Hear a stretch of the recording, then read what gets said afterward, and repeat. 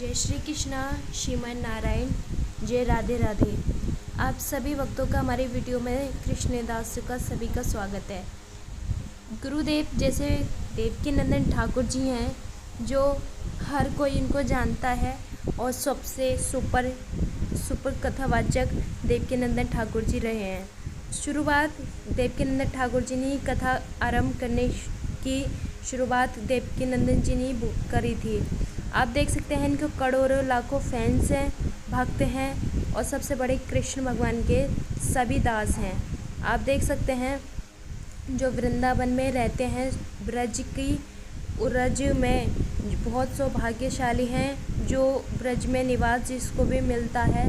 गुरुदेव वृंदावन में रहते हैं और इतना ही नहीं, उनका प्यारा सुंदर सा बहुत प्यारा सा मंदिर है जो राधा कृष्ण जी कमल के डिज़ाइन के किए हुए में मंदिर में विराजे हैं, बहुत प्यारे हैं।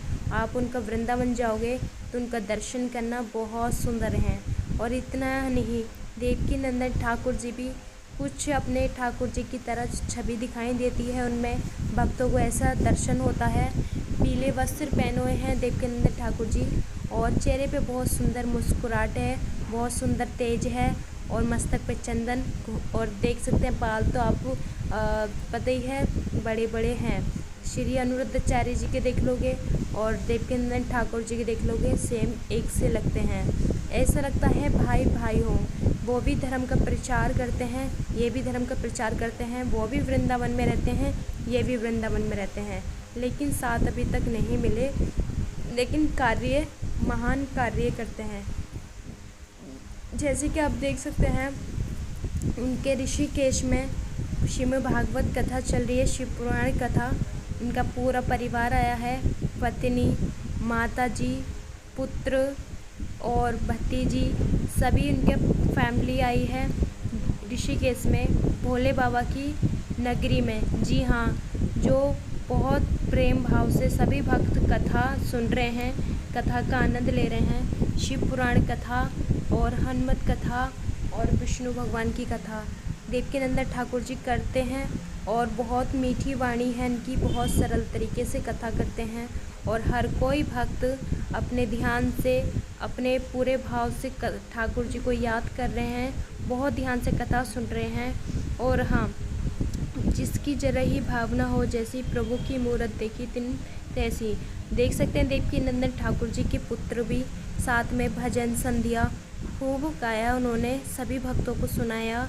और हालांकि उनके पुत्र के दर्शन नहीं होते, कभी कभी दर्शन होते हैं, लेकिन आप वीडियो के माध्यम से पूरी फैमिली की जानकारी आपको मिल रही है।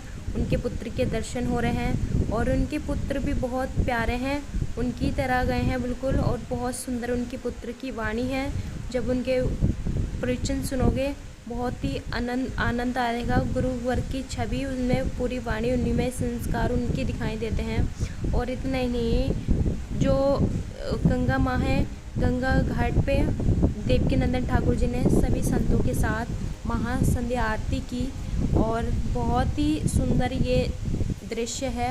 और कहीं तीर्थ पे भी जाओ आप तो हमेशा ध्यान रखें कि अपने अपराध हमसे ना चाहकर भी हो जाते हैं, तो हर पल तीर्थ में, घर में, बाहर कार्य कर रहे हो, हमेशा नाम जप करें, भजन करें।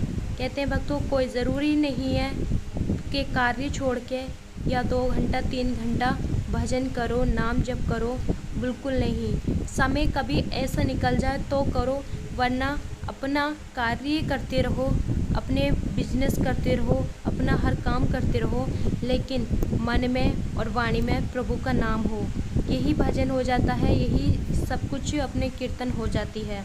प्रभु का ध्यान करते रहें, उनकी चर्चा करते रहें या उनका नाम जप करते रहें, वही सबसे बड़ी साधना है।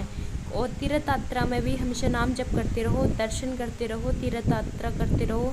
और सबसे बड़ा माता पिता में ईश्वर का वास है, माता पिता ही ईश्वर की, अगर जिसने माता पिता की सेवा कर ली, समझो ईश्वर की सेवा कर ली। कहते हैं सेवा करने वाले भक्त बहुत महान होते हैं, स्वयं भगवान से बहुत प्रसन्न और बहुत ज़्यादा खुश रहते हैं। सेवा करने वाले ने जिसकी भी सेवा कर ली, चाहे पशु पक्षी, मानव या जीव जंतु, बहुत सारी सेवाएं हैं। आप जीवन में किसी न किसी की सेवा ले लो और अपने एक अलग ही फीलिंग्स महसूस करोगे। अगर किसी की भी सेवा या भलाई करोगे तो अलग ही एक अनुभव, खुशी सी होगी और आपसे ज़्यादा परमात्मा बहुत खुश होते हैं। और सबसे बड़ी बात, हमेशा चेहरे पे मुस्कुराहट रखो, सारे कार्य करते हैं। जैसे कि देवकीनंदन ठाकुर जी कथा करते हैं और बहुत सारे और भी कार्य हैं, हमेशा उनके चेहरे पे मुस्कुराहट देखी है और बहुत ज़्यादा ज्ञान है उनको, बहुत परम ज्ञान है।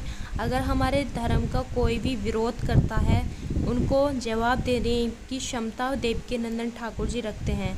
इनके मारे थर थर काँपते हैं, क्योंकि अटल बात कहते हैं और शास्त्रों की बात कहते हैं और हमारे धर्म का जो भी विरोध करता है उनकी ठट्ठी बहुत अच्छे से वार देते हैं।